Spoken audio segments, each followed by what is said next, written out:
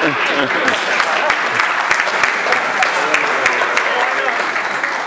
name is Tingle. That is my real name. And for the last 2 years, I have been running for the presidency of the United States of America. However, this morning, I am here to unequivocally endorse the great Hillary Rodham Clinton. Good to see you.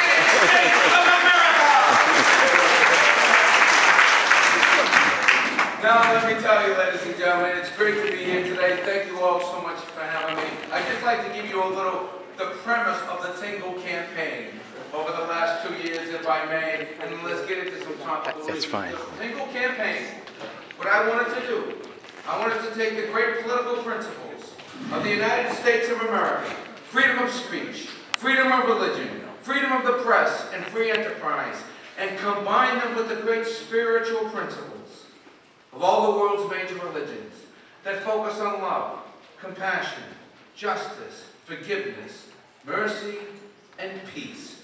Combine these two great social forces so our domestic policies and our foreign policies reflect who we are and who we aspire to be.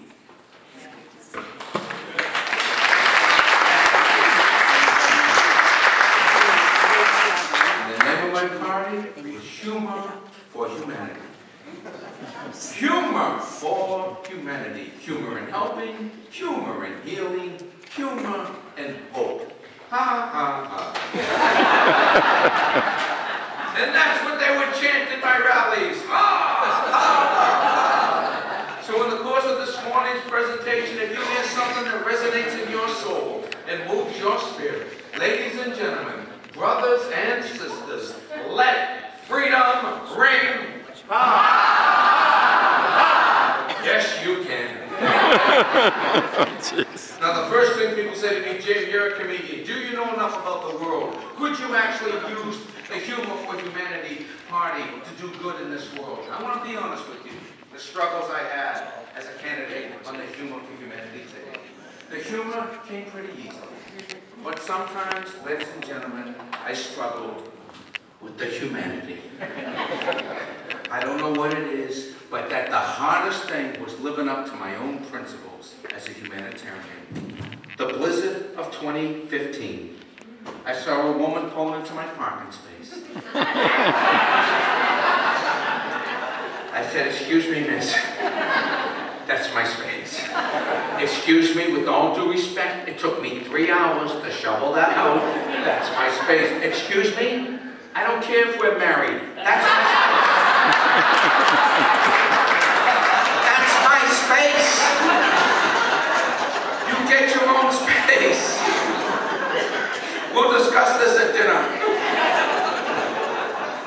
Oh, and it's awesome to be here this morning. I love doing this. I love being around like-minded people and a sense of activism and a sense of not just watching television and being a passive spectator, but actively getting involved. It is the best, ladies and gentlemen. It is the best. I love it. 2014, I was holding the sign on Election Day for Martha Coakley in Central Square, Cambridge, the most liberal place in North America. That was my job. Hold the sign on Election Day, get mostly young people to the polls. I'm up there, I got the sign, I'm saying, let's do this! Let's do this! Let's elect the first woman governor of Massachusetts, let's do this! And a lot of the young people coming out of the subway, right, they're not paying attention to me, they got the headphones on, they're not really listening, so I start making stuff up. Listen, you kids, I did not take a musket ball to the knee at the Battle of Bunker Hill, so young professionals in Cambridge could squander their constitutional rights to vote.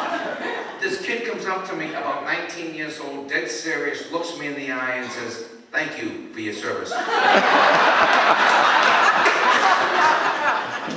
I know we're all getting older, but 241? 5 years ago, I went back to school, went to Kennedy School of Government, and I loved it, ladies and gentlemen. I want to tell you, the great thing about going back to school in your 50s, you get the student ID and the senior discount.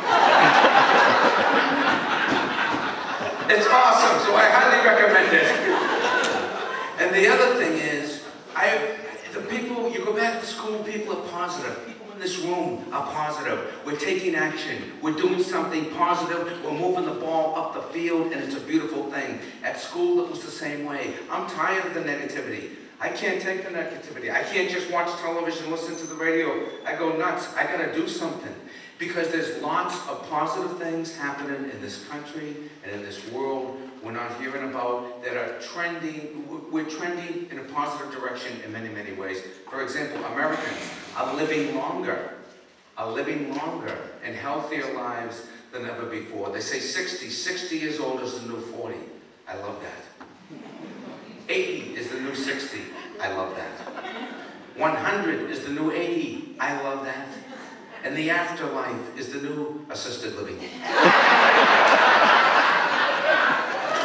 So we have that to look forward to, brothers and sisters.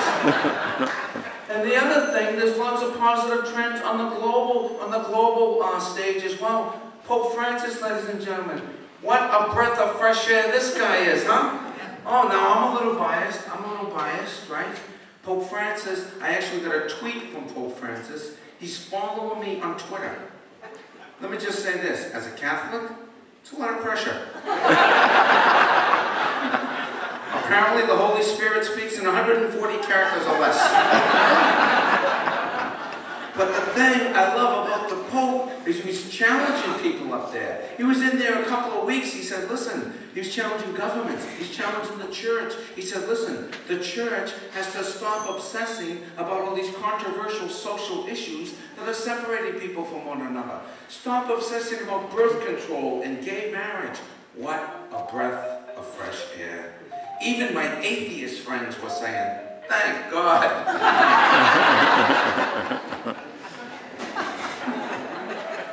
And I loved when he said, listen, I loved when he went to Congress. Anybody seen the Congress? It's beautiful. Pope went to Congress. And he's up there, and he brings the Pope Francis social justice message to Congress, which is very consistent with the Democratic Party social justice message. And he gets up there in front of Congress and he says, listen, well, I'm paraphrasing. He didn't exactly say, listen. I think he said, lisianto. But he basically said, listen, capitalism has got to do more to help the poor people around the world. We need to open our hearts to the immigrants. All of us are descendants of immigrants. We need to open our hearts to the refugees. Many of us are descendants of refugees. And income inequality is wrong, and climate change is real and man-made. And the cameras pan the Congress. And 2/3 of the United States Congress weeping, realizing, perhaps for the first time, they could be going to hell. Could you please shut off your phones, ladies and gentlemen? Just shut off your phones, because every time we do that, I think that might have been the Pope calling. When I do that bit, he always calls me, be honest, Jim. But the other thing he did, he singled out certain Americans as examples of political leadership.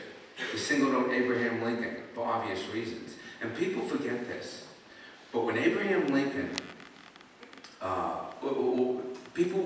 when Barack Obama first ran for president in 2008, people were constantly comparing him to Abraham Lincoln because they're both from Illinois, they were both lawyers, they both had served a relatively short time in elected office, and they both assumed the presidency at very difficult times in American history.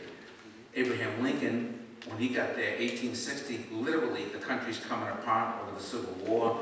And President Obama, people forget how bad things were 8 years ago. President Obama, 2 wars, financial crisis, 10% unemployment, and the nation politically divided.